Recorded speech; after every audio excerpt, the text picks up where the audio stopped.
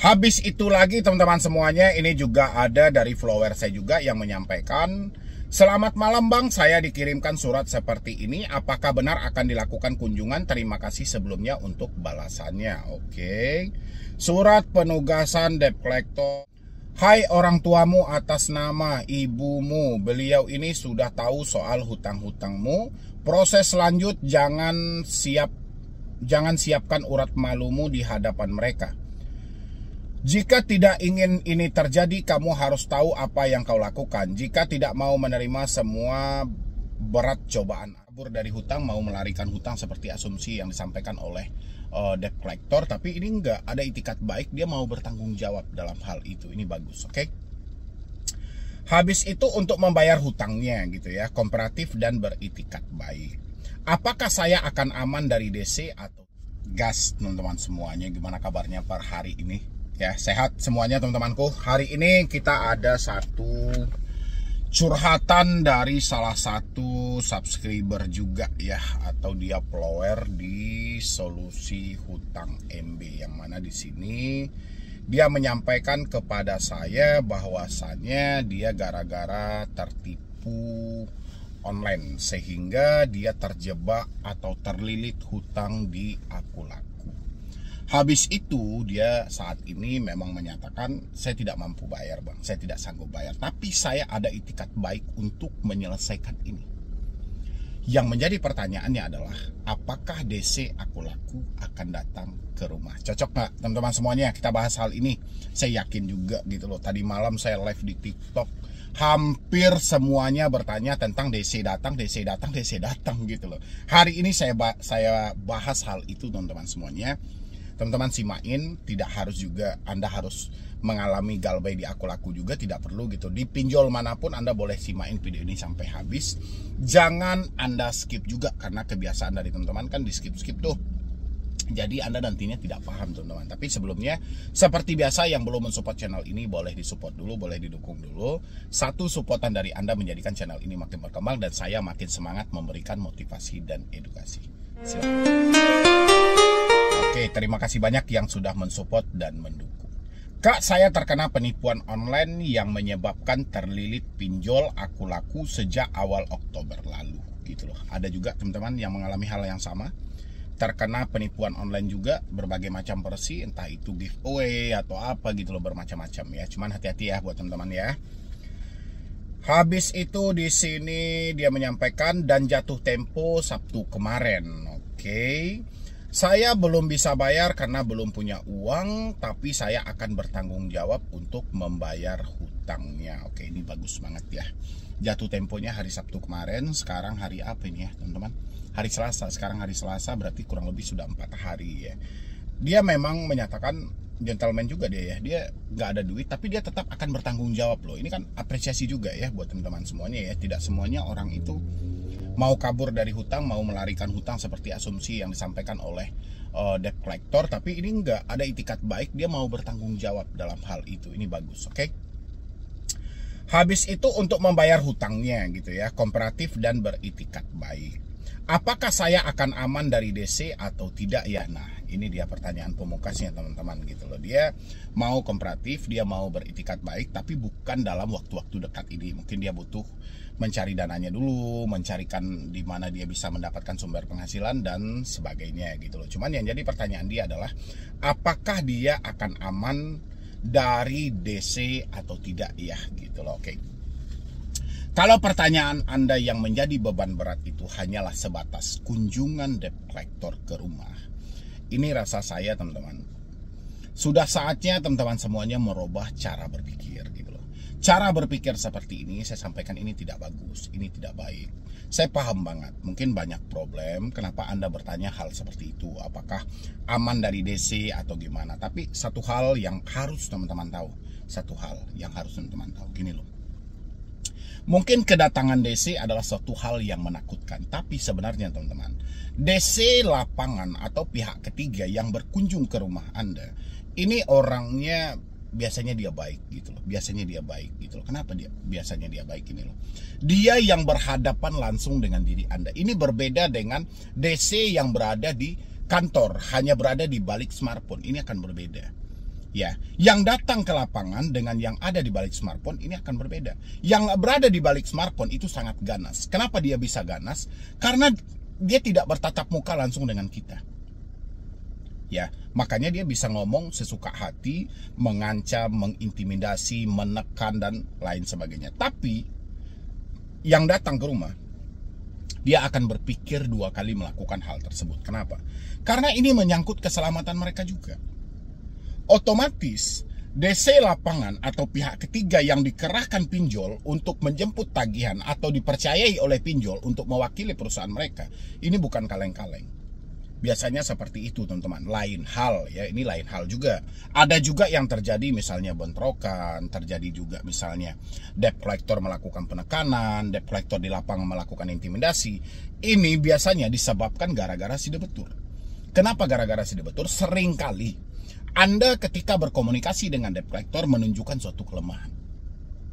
Ya, Anda memohon maaf, Anda seakan-akan tertunduk, Anda seakan-akan merasa ketakutan. Ketika hal itu terjadi, ya pasti di beberapa debt collector itu akan melakukan penekanan habis-habisan terhadap diri Anda. Seharusnya ketika Anda berkomunikasi dengan debt collector, jangan tunjukkan rasa ketakutan.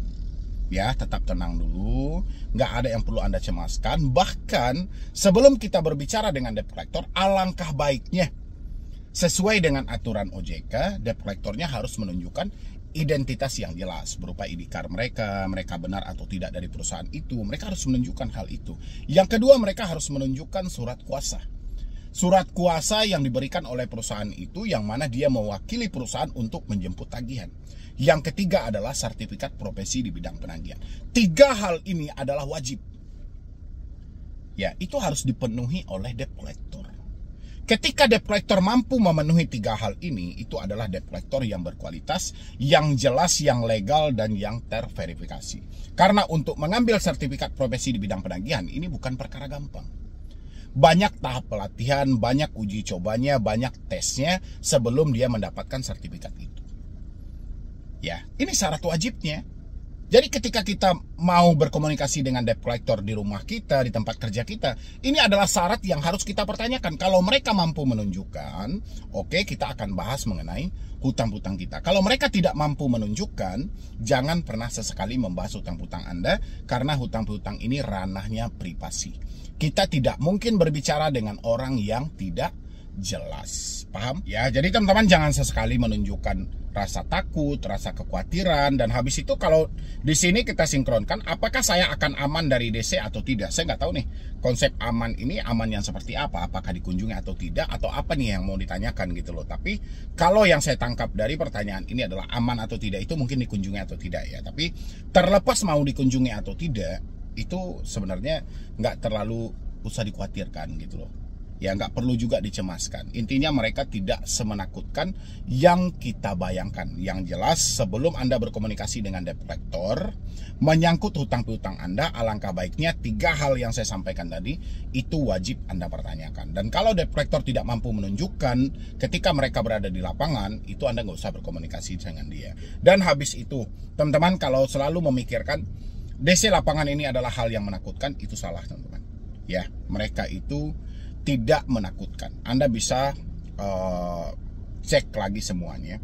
Tidak ada satu kasus pun orang mati gara-gara dikunjungi DC lapangan. Tidak ada orang yang nekat mengakhiri hidup gara-gara dikunjungi FC lapangan. Ya, justru yang paling terbanyak adalah diduga karena teroran pinjaman online. Berarti sumber permasalahan pinjol ini yang paling terberat itu cuma ada di handphone, bukan soal kunjungan ke rumah. Itu harus diatasi ya teman-teman semuanya ya, pemikiran Anda jangan sampai melalang buana entah kemana-mana yang mana nantinya akan merugikan diri Anda sendiri. Habis itu lagi teman-teman semuanya, ini juga ada dari follower saya juga yang menyampaikan, selamat malam Bang, saya dikirimkan surat seperti ini, apakah benar akan dilakukan kunjungan? Terima kasih sebelumnya untuk balasannya. Oke. Surat penugasan debt collector bla bla.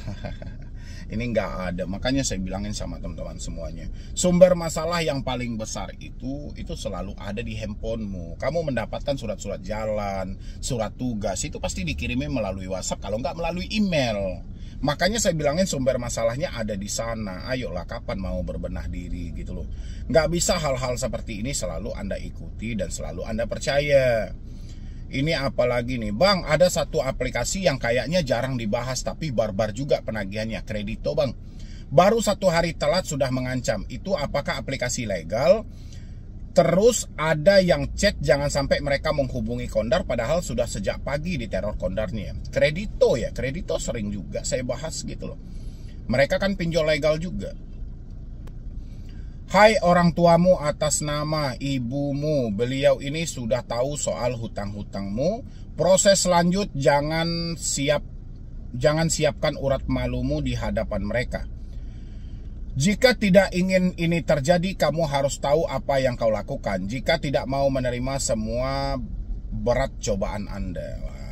Ancaman-ancaman sampah seperti ini udah hal-hal lumrah gitu. Tapi mereka tidak akan berani menyebutkan nama aplikasi. Bang, kok bisa sampai mereka tahu data orang tua saya ya? Ya mereka bisa aja tahu, cek-cek gitu loh.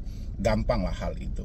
Aplikasi legal Bang. Meskipun yang WA tidak mau memberitahu dari mana, tapi mungkin ini Kredito Bang. Karena saya selama ini tidak pernah dapat ancaman yang melibatkan data di luar yang ada. Hanya baru Kredito ini. Baru telat 1 hari.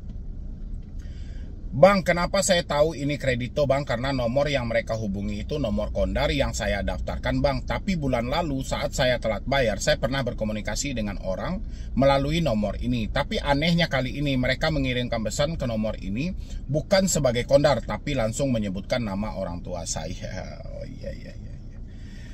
Kayaknya aplikasi ini jarang dibahas atau disebut-sebut Bang, tapi sangat barbar. Sudah dari bulan lalu Bang, tapi waktu itu saya masih berusaha untuk bayar. Ya, banyak hal sih sebenarnya yang dilakukan oleh pinjol-pinjol ini, tapi yang jelas sehebat apapun mereka dalam menagih, mereka tidak akan pernah berani, saya bilangnya tidak akan pernah berani menyebutkan nama aplikasi. Itu aja yang perlu kalian catat gitu loh. Mau dia berdalih, misalnya kayak gini nih, ada satu contoh lagi nih, laporan data nasabah yang tertunggak. Contoh, maaf Bang, mau tanya tentang email ini, apakah benar ini dari OJK? Nggak ada pernah OJK sangkut paut dengan hal itu. Apalagi dia sampaikan nih, dengan hormat pelaku peminjam berkaitan dengan belum dilaksanakan kewajiban pembayaran uang pinjaman dari pihak pemberi pinjaman, maka kami sampaikan somasi sebagai berikut. Nih nggak ada. Itu cuman dilabeli AFPI dan OJK, padahal ini permainan debt collector ya. Jadi sebenarnya OJK itu tidak mau intervensi urusan-urusan penagihan, urusan-urusan pinjol ini dia nggak mau intervensi. Jadi kalau ada misalnya DC yang ngirimkan dengan logo OJK, logo AFPI, itu nggak ada. Ya, itu cuman omong kosong teman-teman semuanya. Jadi alangkah baiknya kalau menurut saya ya, ini kan sudah keterlaluan sebenarnya, mulai dari WA, telepon, sampai ke email, dan kamu sendiri pun juga merasa tidak nyaman. Alangkah baiknya putus aja nih komunikasi ini, supaya kamu bisa lebih fokus, kamu bisa bekerja, kamu bisa berusaha, ke depannya kamu bisa mengatasi pinjol ini. Tapi kalau kamu hanya terhanyut dengan ancaman seperti ini, kamu sibuk menerjemahkannya, sampai kapanpun perkara ini tidak akan pernah selesai. Kalau kamu tidak mengambil keputusan yang tepat untuk memutus komunikasi yang ada. Percaya sama saya teman-teman semuanya gitu loh. Kalau kalian tidak berbenah diri, kalian tidak melangkah, tidak membawa dirimu keluar dari semua ini, kalian akan hancur.